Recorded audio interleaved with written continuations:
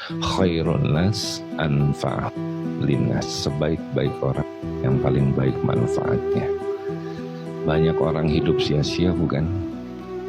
Sudahlah dia berpusing dengan pemikiran dia ingin ini, ingin itu, tapi terjanten-janten, betul ya?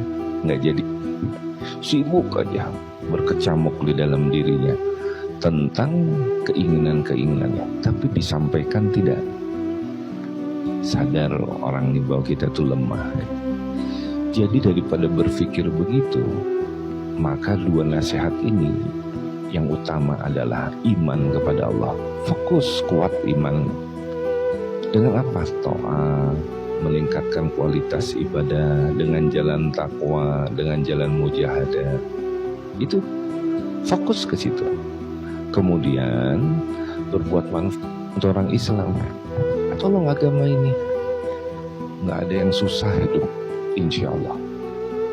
Orang lebih pusing mikirin puntennya, pagi-pagi brung ngabring, cari lehan katanya. Pulang senepi sampai sore, terdapat nanaon. Hidup makin hese, makin belangsak. Tapi kalau fokus kepada iman, fokus kepada berbuat kebaikan untuk orang, ingat, kullu ma'rufun shadaqatun, semua perbuatan baik adalah sedekah. Jadi kalau kita berbuat baik, itu sedekah. Ada yang sia-sia enggak? Nanti dengan imanmu, dengan perbuatan baikmu, kita kan hamba.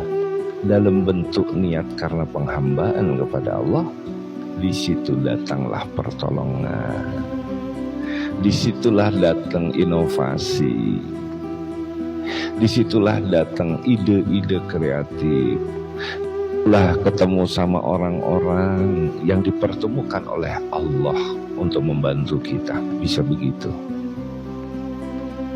Dibandingkan kita kasak kusuk segala macam, lupa sholat, lupa baca Quran, lupa ngaji, yang ada kesombongan diri, nilai-nilai keakuan. Nah, kita ngaji di sini nih, di Majelis Asmaul Husna ini sebenarnya untuk memecah keakuan. Keakuan itu kesombongan diri, bahwa kita nih menghamba sama Allah gak ada apa-apanya. Keakuan diri nih, keakuan dari pintu ilmu pecah, keakuan dari pintu pangkat pecah, keakuan dari pintu apalagi kekayaan pecah, ketampanan pecah, semuanya hancur lebur menjadi hamba yang baik. Karena keakuan inilah menjadi tertuduh utama bagi gagalnya seseorang dalam menghamba kepada Allah. Coba kata Allah, ya kata Allah nih, ya kata Allah di dalam Quran nih, wa may yattaqillaha yaj'al lahu makhraja. Dengan bertakwa Allah akan memberikan jalan keluar. Tapi tetap aja keras hati pakai cara dia. Padahal kalau dilihat ke kiri itu jurang, udah diingetin. Sementara ke kanan tuh jalan selamat. Bukankah Quran itu adalah Al-Furqan, pembeda antara yang hak dan yang batil? Udah tahu kamu jalannya kudu ke kanan katanya orang ini yang udah ngerti, ya. Tetap wae jalan ke jurang, kepleset celaka 12. Bener. Makanya sekarang nggak usah banyak pusing-pusing. Hidup mah bagaimana Allah, begitu. Ya ayyuhalladzina amanu in tansurullaha yansurkum wa yusabbit aqdamakum. Wahai orang-orang yang tolonglah agama Allah, maka Allah akan menolongmu. Nggak mau kita sama pertolongan Allah. Aduh, ya Allah, saha kita teh. Betul ya? Kita tuh nggak ada apa-apa, lemah manusia tanpa pertolongan Allah. Jangan ya Allah, Engkau tidak menolongku ya Allah. Jangan ya Allah, Engkau jauh dariku. Maka besar-besarkan Allah di dalam hati ini dengan zikir kita, dengan wirid kita, ya, dengan ucapan perkataan seperti ini, ya, nasihat Tawasau bil haq wa tawasau bis sabr, bukan perkataan-perkataan yang tidak ada manfaat. Akhlak kita adalah diam ketika tidak ada bermanfaat. Tetapi untuk permasalahan agama ini, kita ucapkan ucapan yang baik, sopan santun. Kita tuh kalau sudah zikir wirid, maka diri ini automatically, yang tadi malam tuh kita bahas di dalam kitab Al-Hikam, apa itu?